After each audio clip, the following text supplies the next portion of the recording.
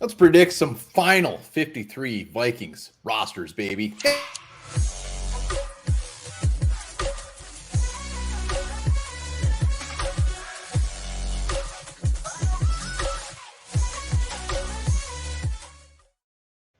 All right, welcome back to the Onebar and Lupagus show. I'm Onebar with Lupagus, and Tuesday is the final deadline. We are going to see some sort of cuts that make us crap our pants, and we are going to predict the final Vikings 53-man roster. Yeah, we're going to see a lot of cuts, and some will be surprising, some will be ones that we expect, but it's a glorious day when the Minnesota Vikings, 2022 Minnesota Vikings, finally take shape. Before we hit up that, be sure to subscribe to the channel, like the vids, and drop hashtag LiftBridge in the comments for your chance to win one of two $50 gift cards to LiftBridge's online store. 2022 championship roster. You're right. We each did our own. I have not compared them. I've not seen what you've done, but I can't imagine they're too dissimilar. They're pretty close, and my hope is, Lupagus, for this round, let's just really cruise through it, and then just kind of talk about some positions that we're more looking forward to seeing. So let's hop right into the offensive side of the ball. Just like last time, we're both keeping two quarterbacks. No one has Mond, no one has Mannion. And then running backs, I mean, feel free to chime in if you want to cut me off here, but running backs has been the same pretty much since the start. Receivers, we got a little bit different. Jalen Naylor's going to my practice squad. I'm sorry. Mm-hmm. Yeah, and I think my question was, do they keep 7? And, do they keep Naylor and Mitchell? That's my biggest kind of hesitation when it came to receiver. But if they keep 6, I have Naylor making it over Mitchell. But I think whoever doesn't does end up on the practice squad. Well, I think between Naylor, Mitchell, and Jackson, it could be any sort of mixture there. Or this could also be a position with BC Johnson going out for the year. Maybe they actually look to see some players who get cut. We'll see. But Jalen Naylor really hasn't done anything to just say, look, I need to be on this 53-man roster. I mean, other than being a 6th-round pick, which doesn't make you safe at all. But no. Do you think Albert Wilson's phone will be ringing again? Only if it's you and I trying to get him on the show for an interview. I don't think so. He was cut fairly early in the process. He was. I looking at tight ends, I see we're both got Zach Davidson making it now. I just feel he showed enough yesterday against the Broncos. This is his upside, the way he can move, his size, his speed. Yes, he may have some issues with his hands here initially, but other than that, I think he did beat up Ben Elfson.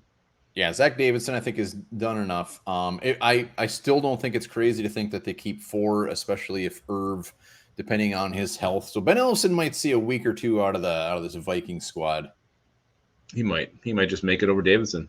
Wow. Offensive tackle, I don't think anybody can disagree with this. Vidarian Lowe, maybe a sneaky play. Can't see it happening. I know Lupagus wants nothing to do with Paris Timon. No, this is actually Timon Paris. That's how bad he is. You don't even know his name man. Right. Lowe, I think, is practice squad material year 1, and which looking at him play yesterday, I think that definitely showed. So I think this is the way the tackles has to be. And maybe this is a position, too, you go out and see what's out there, because you can't feel overly safe with Brendel and Udo as your backups. And just to be clear, I want people to see my face. I call him Paris Timon pretty much since day one. Like, I don't even know the guy's name. Don't know it. I do have a change here, though. I'm mixing it up a little bit. I did it after the graphic was done and was too lazy to change it. We're spot on as far as everybody. I'm putting Kyle Hinton over Austin Schlottman. I'm doing it. Schlottman? I think with Reed is back. He's healthy. I still don't think Reed is an absolute given to make this team. But if Reed makes it, Kyle Hinton can come in. Another guy that just is, I think he gets a chance. So I'm putting Reed over Schlottman.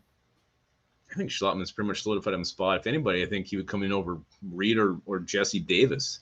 Wow. That would be my thought. But I think this is the way it's going to be. I think they keep the veterans and a couple of high upside guys in Ingram. And I guess Schlottman's my other high upside guy, even though he probably isn't. But he's played damn well. Austin Schlottman's played good. Yes. So I think he is the backup center right now on this team. All right, that's offense. Let us know in the comments where you disagree. Who would you got? Let's go to the defense quick. Pretty similar defensive line. You just have the biggest hard on for Twyman. Love the guy. I can't see how he's making it.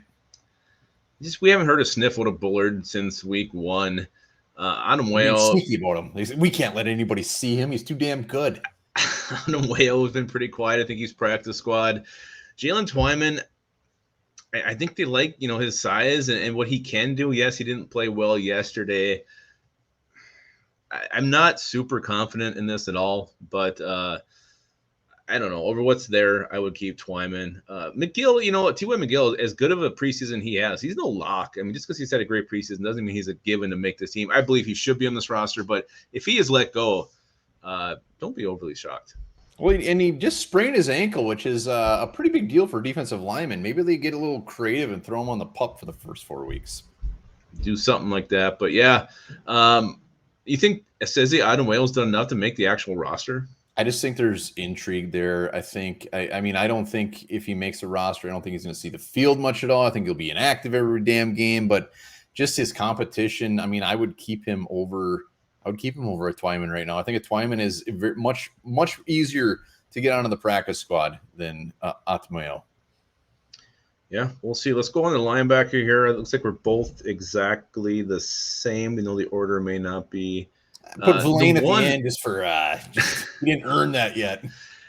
I mean, the one guy who I think's making the team, and I'm really concerned, is Troy Dye. I mean, he looked horrible yesterday, and he's just Troy Dye. But where they've had him pretty much, as the primary backup day one of camp, I don't think that's going to change. I think Troy Dye definitely makes this team.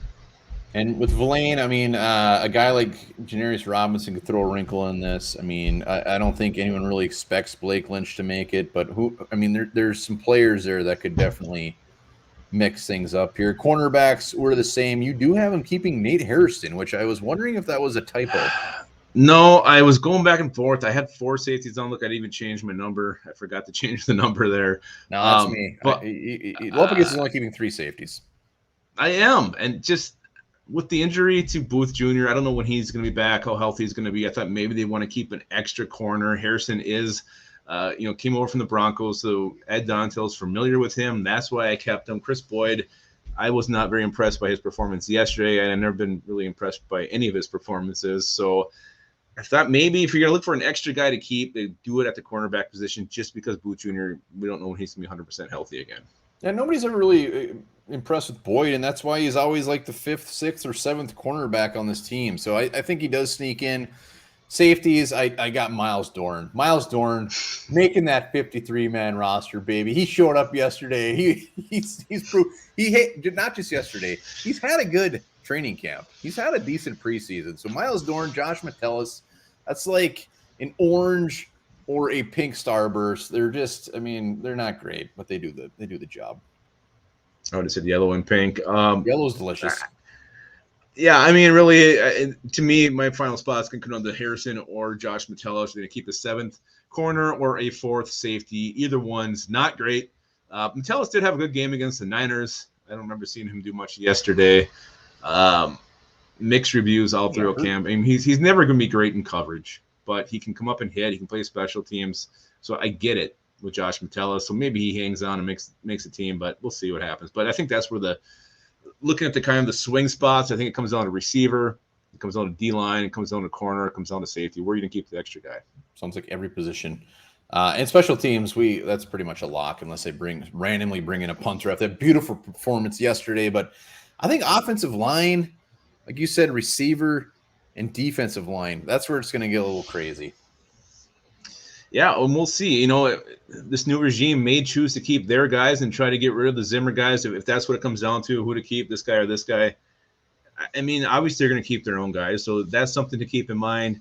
Are they going to go with the youth movement as far as depth goes? Are they going to try to keep a veteran? Are they going to try to keep this, this season to be the season where they're all in, going for the championship here? And if that's the case, they may keep more veterans. So we'll see, and we'll know more, obviously when it's released on Tuesday. Yes, and we'll be doing a video tomorrow about positions they could be having their peepers on as far as when other teams cutting other players, who could they be looking at bringing in. But that is our 53-man roster. Let us know in the comments what you would have done differently, who's going to make this team, and big time hashtag 7,500. No, hashtag Liftbridge. We already gave away the 7,500. Hashtag Liftbridge. Damn it. I was on a roll there and messed up. You were. You almost wrapped it up perfectly. All right. Well, remember this while you're thinking with the final 53. Humans are bioluminescent. They glow in the dark. However, the light is too weak for the human eyes to see.